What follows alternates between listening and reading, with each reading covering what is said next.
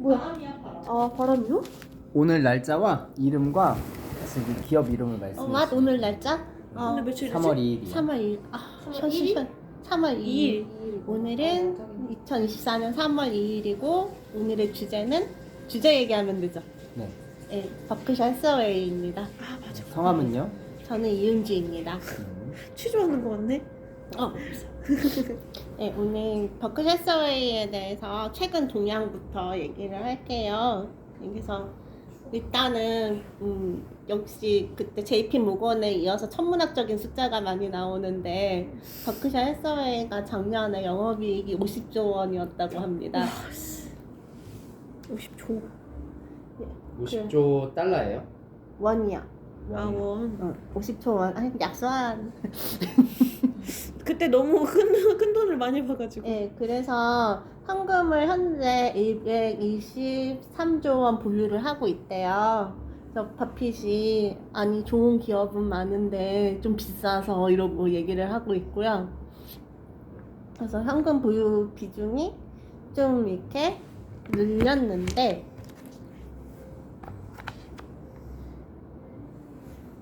근데 이게 현금 보유 비중 자체가 엄청 늘어난 건 아니래요. 15.7%래요. 15.7%여가지고 큰 변화가 있는 건 아닌데 숨 차라. 오늘 좀 피죠. 그리고 226조 원을 이제 단기 채권 같은데 이제 넣어놓고 미국 부채에 넣어놓고 있다고 합니다. 그리고 미국 S&P 500 지수 추이랑 비교해보면 S&P? S&P SP는 뭐예요? S&P 아 S&P죠? 버크셔의 현금 수준이 주가 지수의 등락과 관계가 그러니까 만약에 S&P가 올라가면은 현금 비중이 늘어나면은 그렇게 해석하면은 되는데 그렇진 않대요. 왜요? 그 버핏이 저평가 고평가에 따라서 현금 비중을 늘리는 게 아니라 좀 이렇게 상반되게 가는 경우도 많다고 그래요. 그래서 꼭 고평가가 됐기 때문에 현금 비중이 늘리는 건 아닐 수 있다라는 얘기가 이제 있고요. 그래서 이제 아직 투자할 만한 기업을 찾지 못해서 현금을 쟁여놓는 그런 느낌이라고 합니다. 그래서 자 현재 버크셔 해서웨이 시총은 아주 가볍게 8,822.67억 USD 8천억 조? 8천억 조죠? 8천억 8천억 조는 달러. 아니겠죠. 아 8천억 달러 하니까 우리 그러니까 우리 돈으로 하면 800조? 8천억 달러니까 900조? 그렇고요. 그래서 이제 월가에서는 혹시 시총이 1조 달러가 되지 않을까라는 피크치 전망을 내놓고 있고요. 버크셔도 주식이 A, B로 나뉘는데 아 그 비싼 거. 알파벳 A, B, C 차이 있잖아요. 구글의 알파벳 A랑 C랑 차이가 A는 의결권이 있고 C는 의결권이 없고 B는 내부 주식이잖아요. 근데 알파벳 C 같이 C 클래스 주식은 여기 버크셔는 없고 A랑 B가 있어요. 근데 클래스 A라는 주식이 있는데 이게 지금 현재 제가 어제 그 토스증권에서 조회해 본 결과 8억 1,900 헷갈려. 8억 1,900만 29,323원이에요. 그래서 8억이에요 한 주에? 예, 한 주에 8억이고 달러로는 61만 3,965원. 아우 읽기 힘드네. 오 달러인 거죠? 네, 달러. 그래서 이게 왜 8억 작년까지만 해도 클래스 A 주식이 6억을 넘었네, 7억을 넘었네 이러다 갑자기 이제 8억까지 뚫어버렸는데 와, 이 이유가 액면 분할을 한 번도 하지 않았대요. 골드만삭스보다 더 비싼 거야 그럼? 네. 세계에서 제일 비싼 주식이고 액면 분할을 한 번도 하지 않았기 때문에 지금 왜 그러냐면 버핏이 그 단기 투자 자금의 유입을 나는 맡겠다. 그러므로 우리 주주를 위하여 나는 이렇게 액면 분할을 하지 않겠다. 이래서 지금 현재 8억이고 발행 주주가 몇천 명밖에 안 된대요. 갑자기 우와. 사고 싶네. 그래서 제가 알아봤더니 토스의 소수점 구매로 버크셔 해서웨이 A를 파는 거예요. 그래서 심심해서 10,000원어치 구매해봤어요. 혹시 그냥 이름만 보면 흐뭇해 하시고 싶은 분은 10,000원어치만 한번 사보셔요. 그리고 클래스 B는 지금 현재 54만 3,084원이고, 아, 갑자기 가벼워졌죠? 진짜 가볍다. 407달러인데, 그러니까 그 소수점 구매 같은 현상이 이제 벌어진 거예요. A와 비교하여서. 그래서 이제 버핏이 싫었는데, 이거를 그래 그 소수점 단위로 해서 수수료를 뜯기게 하느니 클래스 B를 만들자 이래가지고 클래스 B를 이제 쪼개갖고 만든 거예요. 근데 차등 의결권을 가지는데 10,000분의 1이래요. 클래스 A가 1의 의결권을 가지면 클래스 B는 10,000분의 1의 없다고 봐야 의결권이기 되네. 때문에 없다고 봐야 되고 그래서 오마의 주주총회가도 들어갈 수는 없다고 합니다. 그러고 배당이 없어요. 그래서 배당 줄 돈으로 다시 투자해서 주가를 상승시키는 게 더 낫다고 본대요. 그래서 배당이 없는 게 전통적인 건데 몇 년 전에 어떤 사람이 이제 우리한테도 배당을 좀 줘야 되지 않냐 이랬는데 97%가 반대해서 부결됐다고 와. 합니다. 그리고 이게 아까 말한 S&P 500이 예를 들어 10년 동안 한 10%씩 매년 올랐다 이러면은 버크셔 해서웨이 주식은 20%씩 올랐대요. 그래서 그렇게 따지면은 투자 수익이 나쁠 거는 그 S&P보다 2배 정도 되니까 배당을 안 줬어도 그거는 상쇄를 했다고 합니다. 그래서 다 만들구만. 수익률이 하도 좋으니까.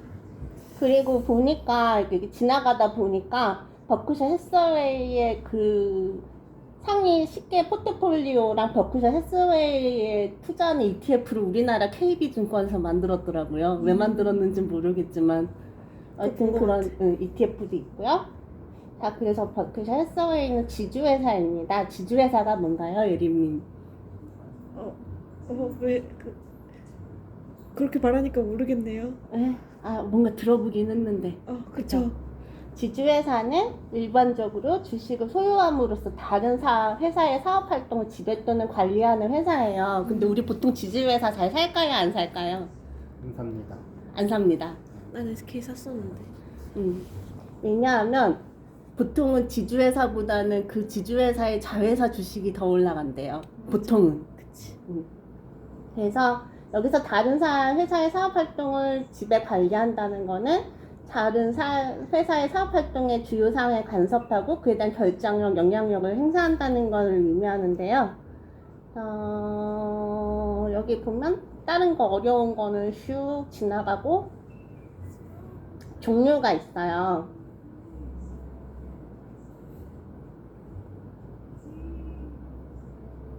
종류가 순수 지주회사가 있고 그 다음에 사업 지주회사가 있고 투자 신탁회사 세 종류로 나뉘어요. 순수 지주회사는 자회사에 투자하는 지주회사를 얘기해요. 우리나라 진짜 SK 그런 거 아니면 뭐 그런 다른 종속회사의 자회사를 투자해서 지배하는 형태이고 사업 지주회사는 어떤 지주회사가 다른 자회사의 주식을 보유함과 동시에 직접 생산 판매 활동 사업을 경영하는 회사를 말하고요. 투자 신탁 회사는 순수하게 증권 신탁을 하거나 유리한 투자를 주목적으로 하고 있는 회사예요. 그럼 버크셔 해서웨이는 저는 이거를 공부하기 전에는 그냥 투자 신탁 회사라고 생각을 했거든요. 근데 버크셔 해서웨이 자회사가 되게 많아요. 그래요? 네. 그래서 저도 아는 게 없네. 아는 게 없었어요. 그래서 버크셔 해서웨이가 물론 다른 기업에 대한 투자도 하고 있지만 자기네 종속돼 있는 자회사가 62개인가 그렇더라고요. 그리고 되게 했던 게 듀라셀도 가지고 있더라고요. 건전지. 그리고 원래는 우리가 지주회사에 이렇게 투자를 하지 말라고 하는 이유가 이제 직접적인 수익을 안겨주는 회사가 더 수익률이 높고 우리나라의 경우에 필시 지주회사는 떨어진다. 예를 들어서 SK그룹하고 SK이노베이션이 있으면 SK텔레콤, SK이노베이션의 배당이 더 많고 LG보다 LG화학과 LG생활건강의 배당이 많고 이런 주가는 떨어지고 이렇기 때문에 우리나라의 경우에 지주회사가 인기가 없는데 근데 구글의 경우에도 지주회사잖아요. 거기는 아예 상장 폐지를 자회사를 시켜버리고 지주회사 구조로 만든 거기 때문에 우리는 알파벳을 살 수밖에 없죠. 아, 그런 거구나. 예. 그래서 이것도 지주회사 형태라는 거. 그리고 GS그룹의 지주회사인 GS는 GX 칼텍스를 자회사로 가지고 있고, HD 현대중공업의 지주회사인 HD 현대도 이제 H 현대 오일뱅크라는 회사를 가지고 있는데 얘네가 비상장이에요. 그러니까 여기에 투자하려면 지주회사를 투자할 수밖에 없는 그런 상황입니다. 그래서 저도 버크셔 해서웨이가 지주회사로서 투자신탁행사겠거니라고 생각했는데 자회사가 많아서 깜짝 놀랐고, 그 다음에 크게 나누면 보험 계열하고 비보험 계열로 나눌 수가 있대요. 그래서 자회사들을 가지고 있고요. 보험회사를 많이 가지고 있어요? 자동차 보험회사를 가지고 있더라고요. 그리고 일단 여기까지 대략 설명을 해서 버크셔 해서웨이 소개를 했고요. 일단 워렌 버피 얘기를 좀 해야 되겠죠. 자, 워렌 버피가 네브라스카주 오마하에서 살고 있잖아요. 그래서 굳이 얘기하면 시골에 살고 있죠. 그래서 시골에 살고 있어서 별명이 오라클 오브 오마하라는 별명이 있어요. 오마하의 현인이라는, 오마하의 똑똑한 사람, 오마하의 지혜로운 자, 뭐 이 정도 생각할 수 있겠죠. 그래서 이렇게 성공을 했는데도 아직도 시골에 살고 있고, 버크셔 해서웨이 본사도 여기에 있어요. 아, 시골이구나. 예, 시골에 있는데 버크셔 해서웨이가 62개 자회사를 가지고 있고 직원이 한 몇십만 명, 30만 명 정도 되는데, 버크셔 해서웨이 본사에는 직원이 몇 명 있게요? 찍어보기. 5명. 아, 5명은 아니에요. 500명? 18명. 근접했다. 진짜? 응. 20명. 25명 있대요. 오, 맞아요. 본사에 꼴랑 직원이 25명 있고 자회사 직원은 몇십만 명이라고 합니다. 그래서 그리고 보통 이 정도 되면은 JP 모건처럼 건물이 이따만하게 지을 것 같은데 그냥 15층 중에 14층을 임대해서 쓰고 있대요. 그리고 뭐 워낙에 복리의 마술 이런 거는 많이 들어보셨을 테니까. 안 들어봤어요. 그래요? 본인이 이렇게 산출한 기업의 적정 가치보다 낮은 가격인 주식에 투자를 하는 가치 투자 방식으로 유명하잖아요. 그래서 1965년부터 2014년까지 연평균 21.65%의 수익을 거뒀대요. 그게 말이 돼? 그래서 이거를 곱하면 1820.163%래요. 1800? 아니다. 잘못 읽었다. 182만 6,163%래요.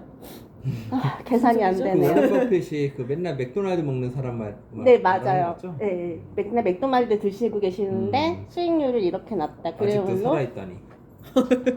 네, 93세시랍니다. 그러니까 93세인데. 93세인데 맥도날드랑 체리콜라를 매일 파마시면서 살아계신다는 맥도날드 주식 안 사가지고 후회했잖아.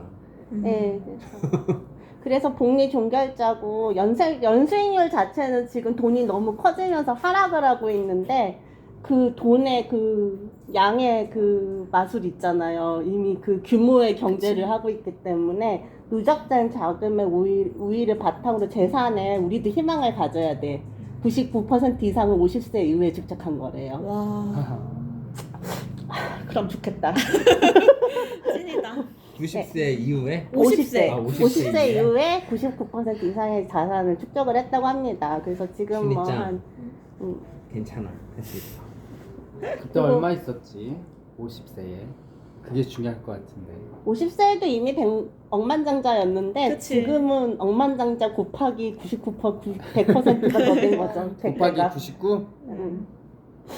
그리고 버핏은 젊어서는 증권 중개인이었고 공화당 하원의원을 지낸 하워드 호만 버핏의 장남으로 태어났어요. 그러니까 살만한 집이었어요. 그치. 솔직히 뭐 그러네. 7살에 뭐 나가서 뭘 팔았다는데 그냥 성향이지 집이 살만한 집이었어요. 그리고 대학원 졸업 후에는 아빠가 운영하는 증권회사에서 잠시 근무했다는데 아빠랑 일하면 보통 안 좋죠. 그래서 금방 나왔대요. 그래서 유명한 사람한테 가요. 벤자민 그레이엄 어디서 들어본 것 같지 않아요? 그래서 가래 끌겠다.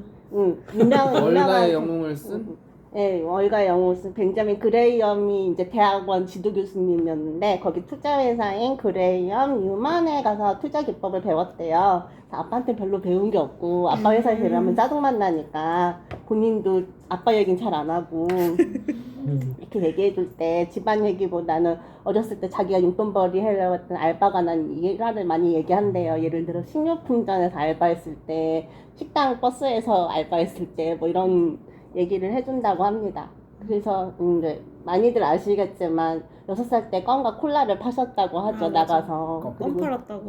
네. 그 살만한 집에 가. 그니까. 자, 11살 때 차트를 보고 시티즈 서비스 우선주를 사가지고 주식 투자를 시작했는데 이거를 11살 때 38달러에 사서 40달러 상을 이제 매도하고 본인은 한 100달러 남았다고 좋아했는데 이 주식이 나중에 200달러를 뚫은 거예요. 그래서 장기 투자를 해야 되는구나 라고 11살 때 생각을 했고요. 11살 때 나 뭐 했지? 그 다음에 12살쯤에 워싱턴 DC로 이사 가게 된대요. 그래서 제가 신기한 건 워싱턴 DC가 더 도시잖아요. 근데 왜 나중에 또 네브라스카로 돌아왔을까? 고향이 좋았나? 뭐 이런 생각을 좀 했어요. 그리고 선생님이 AT&T 주식을 가지고 있다 그러니까 AT&T 공매도한 자신의 거래 내역을 보여줘서 선생님을 능멸했다고 합니다. 와, 몇 살 때예요, 그건? 12살이래요. 그리고 15살에 오마 북부의 농지 4만 평을 구입을 했고요. 부동산도 15살 때 시작했네요. 17살 때 핀볼 머신 대여 사업을 시작해서 그거 알아. 10대 후반에 이미 자기 학교 선생님들보다는 많이 벌고 있었다고 해서 그리고 좀 똑똑했나 봐요. 초등학생 때부터 월반을 해서 동기들보다 빨리 수능 그거 있잖아요. 미국 예스 그걸 쳤는데 대학교에 진학하고 싶다는 생각을 안 했대요. 원래는. 왜냐하면 뭐 내가 거기 가서 배울 게 뭐가 있겠느냐. 그래서 이제 대학 진학은 시간 낭비다 이랬는데 아빠가 대학은 가는 게 낫지 않겠냐 그래서 대학을 갔습니다. 원래는 펜실베니아 대학교 와튼스쿨 경제학부에서 2년 배우다가 네브라스카 대학원으로 옮겼대요. 그러니까 대학생 때 다시 고향으로 돌아온 것 같아요. 와튼스쿨 좋은데. 그리고 이제 컬럼비아 경영대학원에서 경제학 석사를 취득을 했는데요. 네브라스카 대학 졸업하고 하버드 경영대학원에 지원했는데 너 너무 어려 이러고 뚝 떨어졌대요. 그래가지고 이제 슬퍼하다가 컬럼비아 대학원을 진학했는데 거기에 그레이엄이 있었던 거죠. 그래가지고 거기서 많이 배웠다. 벤자민 그레이엄을 만났는데 벤자민 그레이엄한테 배운 걸로 초창기에 버핏 투자를 했기 때문에 버핏한테 큰 영향을 준 인물이고요. 본인 말로 15%는 피셔에게 85%는 그레이엄에게 영향을 받았다라고 합니다. 그래서 얘가 하버드에 갔으면 되려 오늘날의 버핏은 없지 않았을까라는 얘기도 있다고 해요. 그리고 35살에 이미 백만장자는 됐고요. 35살이요? 네. 그리고 버핏은 헬서웨이를 인수하고 CEO가 되는데 주식 투자 외에도 이제 보험 분야 아까 얘기한 거로 사업을 확대를 하고 여러 기업들을 자기 자회사로 편입을 시키기 시작해요. 그래서 이제 2008년에 서브모라인 무기지 사태가 터졌을 때 버킷은 유유히 살아남았죠. 그리고 골드만삭스한테 내가 도와줄게 이러고 대주주가 된 다음에 도와주면서 또 수익을 냈죠. 반대로 이 금융위기의 신호탄을 쏘아올린 베어 스탠스라는 금융회사가 이제 몰락 과정에서 이제 버핏한테 베어 스탠스가 이제 사정을 한 거예요. 우리 좀 도와줘. 우리 파산할 것 같아 이랬는데 버핏이 경영진이 너네도 니네 회사에 투자를 하면 나도 투자해줄게 이랬는데 아무도 투자를 안 했대요. 그래서 몽미 이러고서 이제 안 해서 얘는 망하고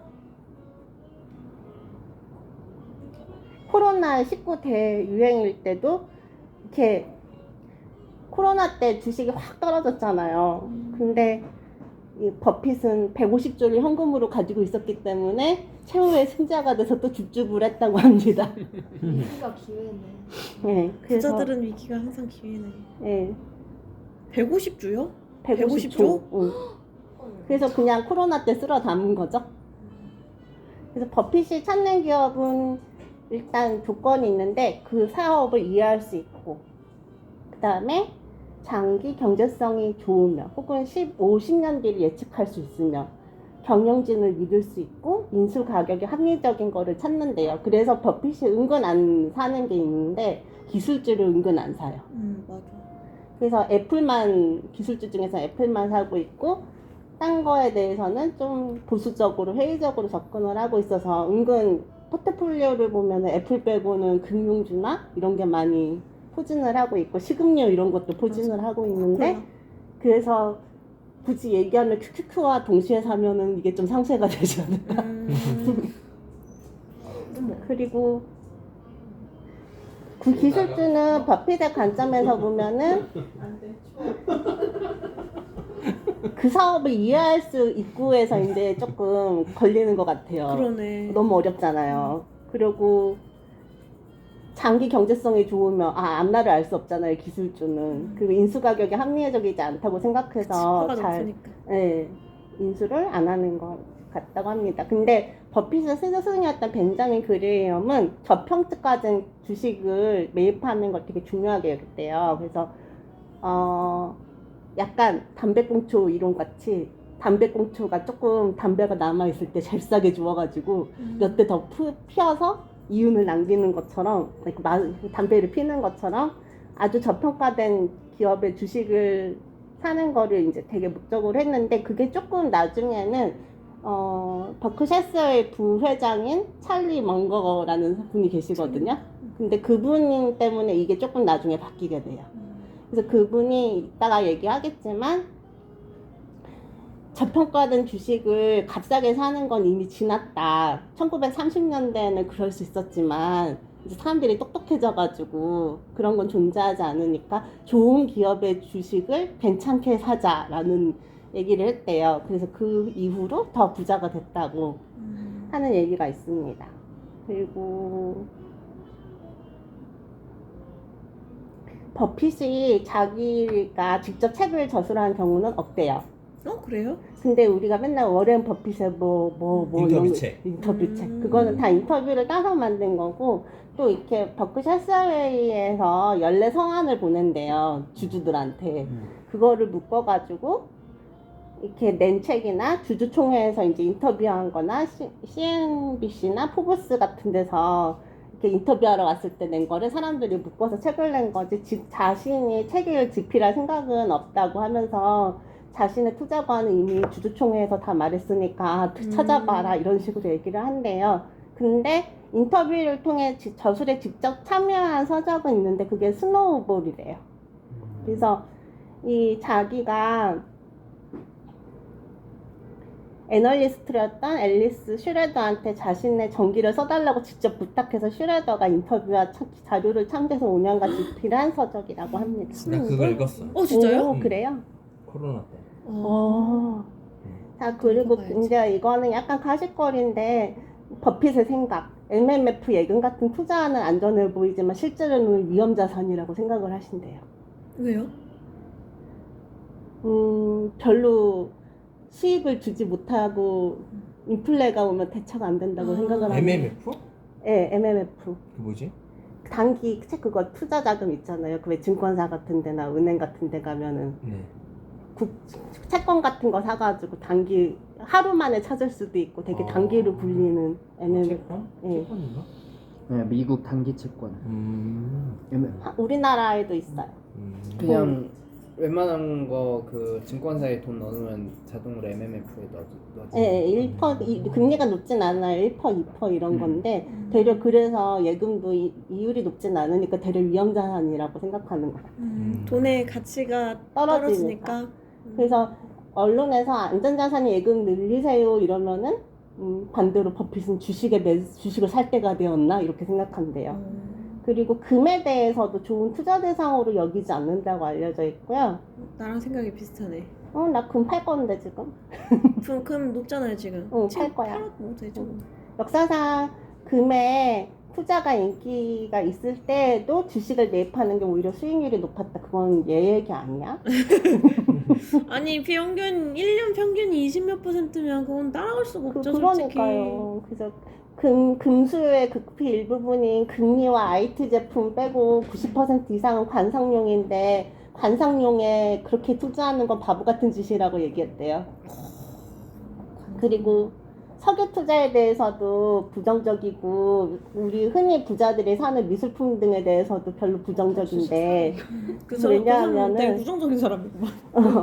다른 사람들의 가치 판단에 의해서 가격이 정해지는 것이기 때문에 투자라고 말하는 것 자체가 말이 안 된다고 생각한대요. 미술품은 그럴 수도 있겠다. 근데 의외로 농지나 단독주택 등 부동산 투자에 대해서는 긍정적이라고 알려져 있다고 그러고요. SNS 기업들은 매우 고평가되어 있다고 폄하한대요. 그래서 아무래도 좀 보수적인 특성이 있는 것 같아요. 그리고 미국에 대해서 무한한 신뢰를 보이고 있는 걸로도 유명한데 미국은 망하지 않는다. 미국의 세계 영향력은 없어지지 않는다라고 이제 미국 자본주의 상징같이 그렇게 미국을 신뢰하는 사람이고요. 그래서 유보금은 정부 미국 국채를 매입하는 데 쓰인다고 그래요. 그리고 근데 200억이 넘게 200조. 200조가 넘게를 써요? 그러니까. 아무리 믿음이 강해도? 그러니까요. 그리고 버핏이 롱 포지션만 써서 주식을 수익을 낸다고 생각하는 사람이 많은데요. 아니래요. 슈퍼치나? 셔터 친대요. 그래서 실제로는 뭐 이 사람도 금융회사 CEO인데 숏도 치는데 숏을 매도 포지션으로 주로 하고 그 다음에 비율은 높지 않아서 해칭이다 라고 보는 향이 맞는데 숏 포지션도 한 15% 정도 친다고 합니다. 그러니까 무조건 장기 투자만 하는 건 아니래요. 칸토가 또 낑낑거리고. 너무 애절하게. 그럼 뭐 칸토 어떻게 해? 좀 나가고 싶어? 근데 추워. 그리고 투자를 할 때는 톱다운 방식보다는 그러니까 거시 경제를 분석하고 기업을 분석하기보다는 기업부터 분석하고 거시 경제를 보고 투자한다고 하는데 이거는 이 사람의 그냥 성향이고 미국이 언제나 성장해 왔기 때문에 적응 가능했을 수도 있다고 이제 얘기를 했다고 해요. 그리고 기업이 어떤 식으로 수익을 창출하는지 이해를 못할 경우에는 투자하지 않는다고 그래서 오랫동안 IT 기술주가 아무리 올라도 투자를 안 했다고 합니다. 그래서 나중에 IBM이 자기가 이해할 수 있을 만큼 간단해졌다고 투자를 했는데 IBM이 오를 대로 망했어? 올라서 망했어요. 그래서 음. 이제 몇 년 만에 IBM을 포기하고 애플을 사들였고요. 이 마이크로소프트 거기 투자 안 한 거 엄청 후회했는데. 근데 마이크로소프트 투자한 것도 후회했는데 지금은 빌 게이츠랑 너무 친해져서 내부자 거래를 오인을 할까봐 못 산다고. 그러면서 맞아, 나중에 친해졌어. 예, 마이크로소프트를 투자하지 않은 건 순전히 자기가 멍청해서 그렇다고 얘기를 했다고 합니다. 그래서 경제가 해지가 있는 기업에만 투자를 하기 때문에 아무래도 이런 결과가 있는 것 같은데 일종의 진입장벽이 있거나 그러니까 과독점이거나 이런 아니면 브랜드가 있거나 특허가 있거나 규모의 경제가 있어서 이미 그 기업이 이길 수 없는 상대가 되어야 투자를 하기 때문에 스타트업이나 이제 얼론 머스크 같은 거는 관심 대상이 아닌 거죠. 그리고 버핏의 투자 스타일은 안전이 제일 중요하고 이해할 수 있어야 된다는 거죠. 근데 그러니까 좀 기술주 쪽에는 도외시를 하는 것 같아요. 그래서 가장 중요한 투자 원칙 첫 번째는 읽지 않는 거고 두 번째 원칙은 첫 번째 원칙을 잊지 말아라라고 한 거 유명하잖아요. 네, 그리고 이제 도덕성 때문에 투자를 안 하는 것도 있는데 카지노는 앞으로도 융성하겠지만 도덕적으로 별로라라고 하고 투자를 안 한다고 합니다. 그리고 스타트업이나 최근에 흑자가 돌아선 턴어라운드 기업 우리 사고 싶잖아요. 별로 그런 쪽에는 흥미가 없다고 해요. 되게 보수적인 사람이다. 굉장히 보수적인 근데 사람. 수익률이 근데 미국이어서 그런 것도 있는 것 같아. 네, 보면. 미국이라서 그런 것도 있는 저 사람이 우리나라 왔으면 망했을 것 같은데. 우리나라였으면 계속 본전이 아니었을까. 그리고 버핏이 집중 투자는 개인 투자자들한테 어울리지 않는다. 그냥 일반 개인 투자자들은 S&P 500을 추종하는 인덱스 펀드에나 넣어라라고 얘기를 했습니다. 그러고 만약에 개별 기업에 투자하고 싶으면 가능한 많은 종목으로 포트폴리오를 구성해야 된다고 말했다고 하는데요. 이게 부회장인 살리먼거랑 조금 다른 점이에요. 살리먼거는 그렇게 하면 되느냐, 이렇게 집중 투자를 해야 된다 이렇게 얘기를 하는. 개혁컷은 자기는 저기 버크셔스의 주식의 40 몇 프로가 애플 아니에요? 그러니까요. 맞아. 그러면 사실은 그 자기 말에 대한 그게 없는 거지. 아니 그쵸. 개인 투자자들은 그래야 된다라고 한 거 보니까 너네는 너네는 못할 그래라. 거야. 그런 거지. 그리고 찰리 먼거가 그때 죽기 한 2주 전에 인터뷰 한 거 보니까 우리가 다른 사람과 다른 점은 멍청한 짓을 조금 덜 했다. 씨 뭐야. 우리를 아주 멍청이로 보네.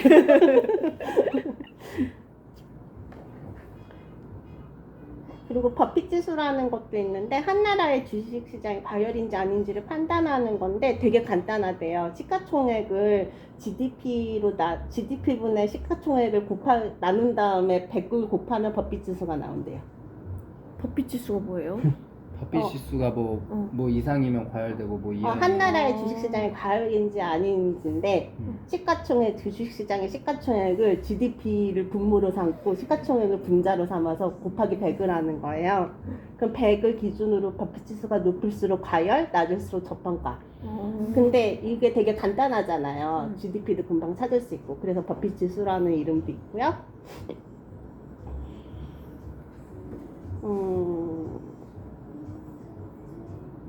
그래서 미국에 대한 신뢰를 가지고 있는 거는 얘기를 했고, 그 버핏은 이렇게 위기 때마다 위기를 기회로 삼으면서 사람들한테 어려우면 전화해라 라고 얘기를 하고 내 책상 전화기 언제나 열려있다 라고 얘기를 한대요. 그래가지고 왠지 무섭죠. 그래서 투자에 도움을 받아라 라고 얘기하는데 경제가 어려울 때마다 버핏에게 도움을 청해라 라고 얘기를 한대요. 근데 그렇다고 아무한테나 도움을 주진 않는 게 그때 2008년에 리만 브라더스가 버핏한테 진짜 전화를 걸었대요. 좀 도와주세요 라고 했는데 기업을 분석하고 나니까 얘가 답이 없잖아요. 그래서 안 도와줬다고 합니다. 그 대신에 골드만삭스랑 뱅크 오브 아메리카에는 거금을 투자해가지고 이들 은행은 살아남았고 버핏은 대주주가 됐다고 합니다. 보고 야 얘는 괜찮겠네 싶으면 그거 해주는 당연하지. 거구나. 손해보는 장사는 하지 않는다. 역시. 착한 척은 해도. 버핏과의 식사권도 팔지 않아요? 맞아 옛날에 그랬었어. 지금 그거 팔아요. 지금도 해요? 지금 그래서 그래서 그 혹시 93 랭큐의 경제학 93세인데 지금도 하시는지 모르겠네. 옛날에 랭큐의 경제학이라고 왜 경영학과 경제학과 다니는 애들이 맨날 보는 책 있거든요. 그래서 하버드 대학의 교수인 랭큐가 버핏을 깠는데 이거는 버핏은 합법적 탈세 세테크의 달인이다 라고 욕을 하면서 랭큐가 한 얘기가 무배당 정책 때문에 세금을 안 낸다. 그 다음에 장기 투자를 하기 때문에 거래세도 안 낸다. 그 다음에 기부를 해서 재단을 만들기 때문에 상속세도 안 낼 거다. 라고 세 가지 점을 해서 재단이 있구나. 재단이 있대요. 그래서 재단을 만들면 사돈의 8촌까지 집안의 바보를 다 먹여 살릴 수 있기 때문에 어떻게 보면 더 지능적인 상속 방법이라고 이제 얘기를 하고 있다고 합니다. 그리고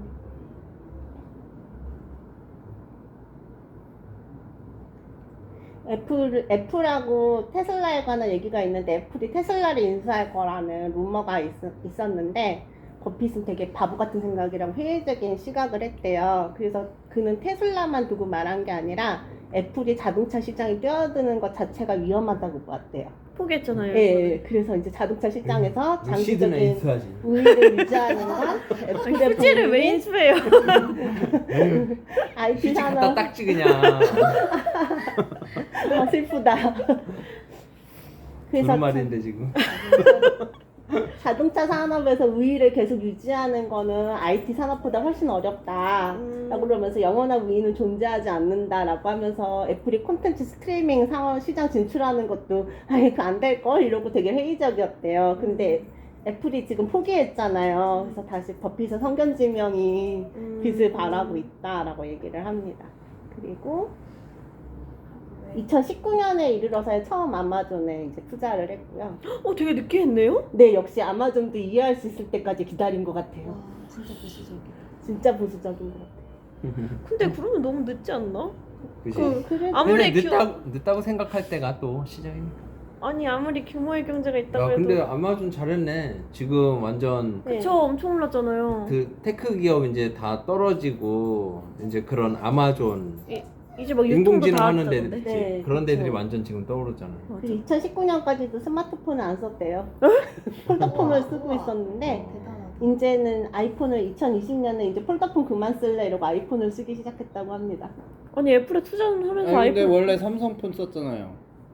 지금은 아이폰 쓰고 있대요. 아 그리고 이제 소위 말하는 초딩 입맛으로 유명해가지고 아까 말한 햄버거, 밀크쉐이크, 코카콜라, 사탕, 근데 되게 그리고 오래 사시. 그러게. 단순당만 스테이크도 좋아해서 단순당만 드시는데 참 오래 네. 사시네. 그러니까 그 버핏과의 식사는 그래도 맥도날드에서 안 하고 스테이크 전문점에서 하는 걸로. 아 맥도날드 사줘도 감사합니다 하고 먹어야지. 거기다가 꼭 소금을 퍽퍽 뿌려서 드신대요. 어머 짜게 드셔 심지어. 네, 어머, 그 정말 건강 그냥 타고 나는 건가 타고 난 건강? 거지. 버핏은 맥도날드가 이렇게 크게 될지도 몰랐대.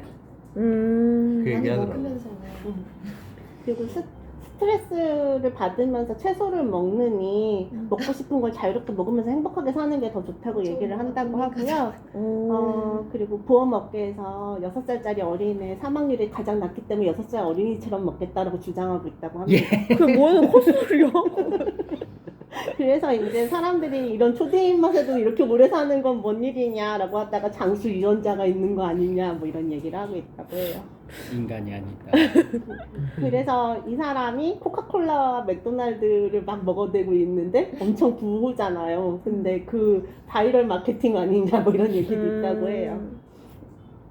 지금은 거기 지분도 있대요? 코카콜라? 아니, 그 코카콜라는 있어요. 있고. 맥도날드. 맥도날드는 다 팔았어요. 어. 그리고 부회장이었던 찰리 먼거가 작년 11월에 돌아가셨는데 부회장이 뭐죠? 네, 부회장이 근데 99세세요. 친구였지. 우와. 그래서 버핏보다 6살 연상이고 원래는 변호사였는데 맞아. 옛날에 그 사람 인생도 재밌던데. 어머 어머. 아예 이렇게 애기가 칸톤 어떡하냐. 칸토. 또 아니 왜 그래? 뭔가 원하는 게 있는 거 아닐까요? 또 뭘 원해? 똥은 쌌고 말해줘. 응? 또 똥 싸고 싶어? 기다려. 첫째 애기가 백혈병으로 죽어가지고 전 재산을 날렸대요. 음. 그래가지고 변호사가 그때는 수입이 지금처럼 좋진 않았기 때문에 하고 이제 투자 쪽으로 부동산 투자를 해서 일단 돈을 벌고 그 다음에 뭐 코스트코 임원 같은 걸 하다가 나중에 이제 워렌 버핏을 만나가지고 버크셔 해서웨이에 합류를 하게 됩니다. 그리고 이 사람도 나름 되게 유명한 사람인데 버핏이랑 조금 투자 방향이 조금 달랐던 것 같아요. 버핏은 되게 보수적이잖아요. 근데 이 사람은 중국이나 일본 같은 신흥시장에도 관심이 좀 있고 버핏이랑은 조금 달라서 이렇게 좀 밸런스를 맞춰주는 역할을 했는데 지금 돌아가셨잖아요. 그러니까 이제 버핏에게 어떻게 보면 오른팔이었던 사람이 지금은 사라진 상황이라고 볼 수가 있어요. 근데 그리고 아까 말했지만 벤자민 그레이엄의 그 투자 방식을 버핏이 계속 사용하고 있었는데 그거를 조금 바꾸게, 그러니까 좋은 기업을 괜찮은 가격에 사서 더 크게 부를 이뤄야 된다라는 얘기를 함으로써 지금의 버크셔 해서웨이가 있도록 만든 사람 중 하나라고 합니다. 그러니까 벤자민 그레이엄의 방식만을 계속 썼으면 이렇게까지 크게는 안 됐다고 합니다.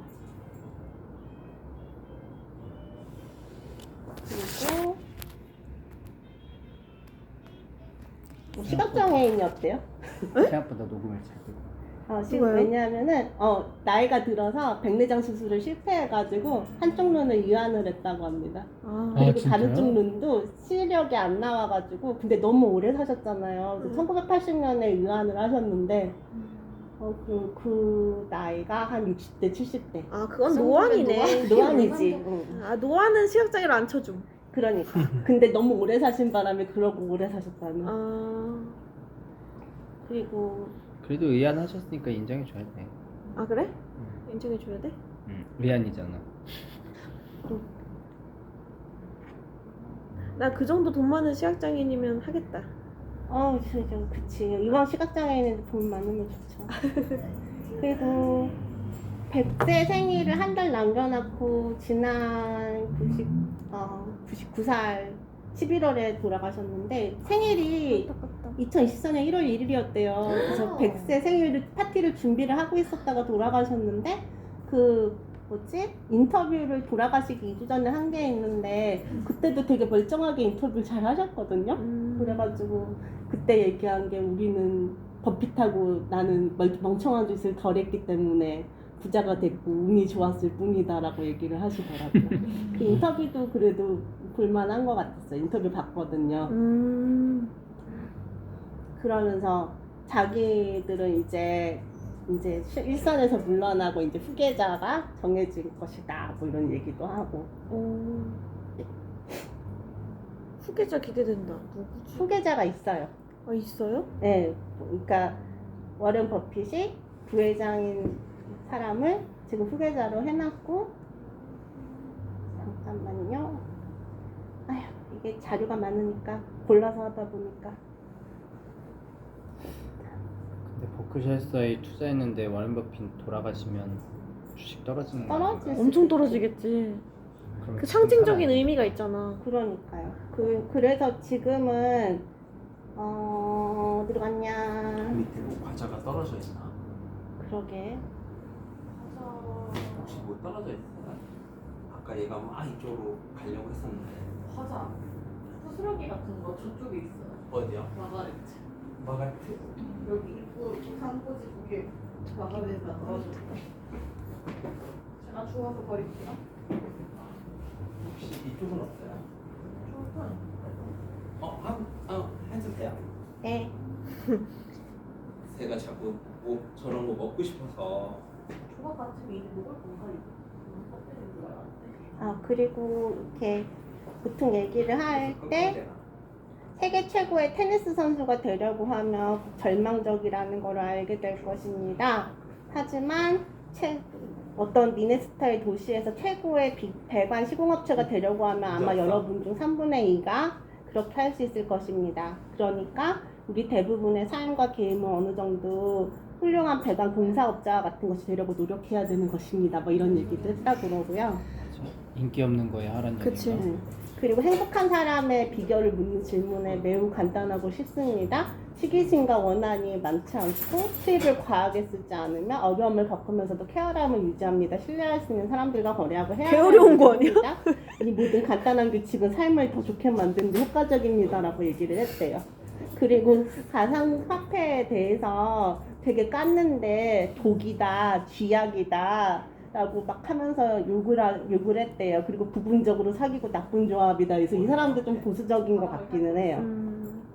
그리고 나는 사기도 망상도 좋아하지 않는데 망상은 사기보다 더 극단적일 수 있다. 이런 식으로 깠다고 합니다.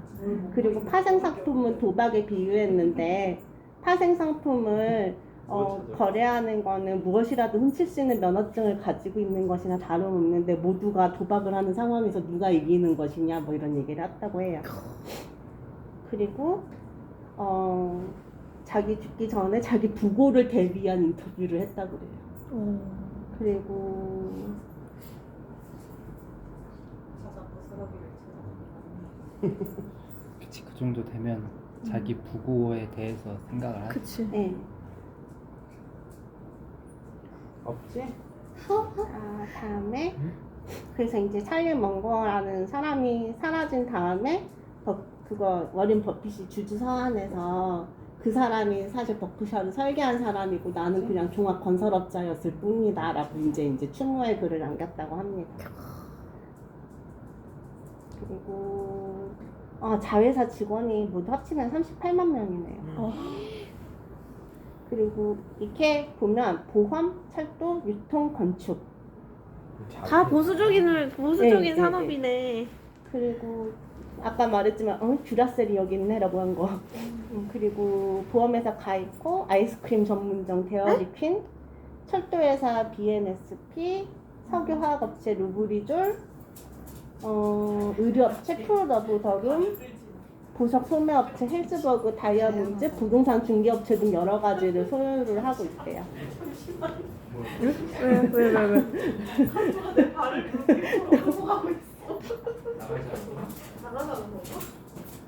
나가자는 것 같은데 재밌었나 봐. 어떡해. 또 되게 다이나믹하다. 또 그리고 죄송해요. 기다려.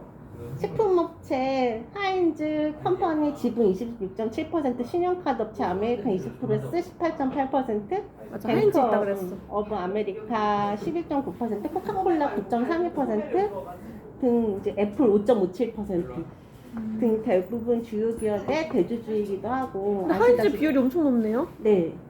근데 이게 그 회사에 대한 지분율이니까 아, 회사 총액으로 자체가 제일 작으니까. 높은 건 애플이고 그다음에 아. 아마 뱅크 오브 아메리카랑은 그럴 거예요. 그리고 지분율이구나. 네. 5점 몇 프로가요? 애플이 애플의 5.5%가 5.57%. 저게 지분율. 그 저기 버크셔 해서의 지분의 40몇 프로일걸? 네, 맞아요. 47%. 금액이 크니까. 그리고 버크셔 해서웨이는 원래 섬유회사였다고 하는데 워렌 버핏이 빡쳐서 인수한 회사예요. 그러니까 처음에 섬유회사 사장이 이거를 주당 15달러에 넘기겠다라고 했는데 나중에 14.85달러로 깎은 거예요. 그래서 버핏이 빡쳐가지고 인수한 다음에 회장을 내쫓아 버렸어요. 근데 이게 상도를 어긋났다 이런 식으로 빡쳐서 했는데 나중에 버핏이 후회했다고 합니다. 이거를 인수하는 바람에 보험회사를 샀으면 2배는 빨리 부자가 됐을 텐데 내가 승질 부려가지고 부자가 덜 됐네 이러고 후회를 했다고 그러고요. 그 섬유회사였던 이 회사를 이제 지주회사로 바꾸면서 자회사들을 편입시키고 시작했다고 합니다. 근데 이 사람은 목적이 부자가 되는 거예요? 그냥 단지? 네, 그랬대요. 그래서 30세 백만장자가 안 돼 있으면 뛰어내리겠다 그랬대요.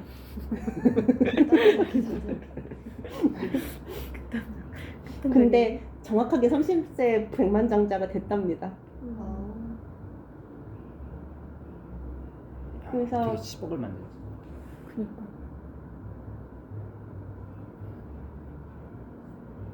그래서 지금 후계자가 누가 거론이 되고 있는지를 말해볼게요. 딴 거는 아이고, 그레그 아벨이라는 사람이 후계자로 지금 거론이 되고 있어요. 그래서 그때 2020년 주총에서 찰리 먼거가 이제 코로나 때문에 참석을 안 했는데 그레그 아벨이 대신 참석해서 그때부터 이 사람이 후계자인가? 이런 얘기가 막 나오기 시작했는데 2021년 주총회에서 차기 회장이라고 이제 지명이 됐대요. 그러니까 이미 후계 작업은 이루어지고 있고, 그 다음에 워렌 버핏이 내일이라도 나한테 무슨 일이 생긴다면 그레그 아벨이 바로 회장을 맡아서 운영을 한다라고 이제 얘기를 하고 있다고 합니다. 그런데 지금 현재 지배구조에서 버핏의 지분율이 15.7%나 돼요. 그러니까 정말로 부자인 거죠. 아까 시총의 15.7%가 버핏 거고요. 뱅기드 그룹이나 블랙독이나 스테이트 스트리트 이런 데서도 이제 지분을 가지고 있고 게이츠 재단도 1% 정도의 그 지분을 가지고 있대요. 재산이 몇백 조겠네. 그리고 이게 은근 내용이 많아가지고 대략 JP 모건보다 정리가 쉽지가 않아요. 그러네요. 내용이 네. 진짜 많네. 그래서 다 하기는 어렵고 마이크로소프트 아까 얘기하셨지만 대표님이 얘기하셨지만 내부자 거래를 오해 살까봐 못하고 있고 내가 왜 안 샀을까 이렇게 얘기를 하고 있다고 하고요.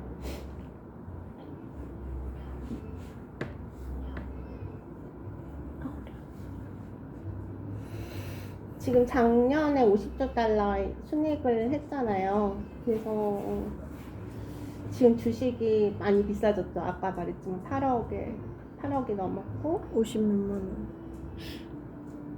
야, 거의 뭐 집 수준, 집 하나 사는 수준. 그니까. 어머. 그렇게 올랐음에도 불구하고 월가에서는 아직도 11% 할인된 가격이라고 보고 있대요.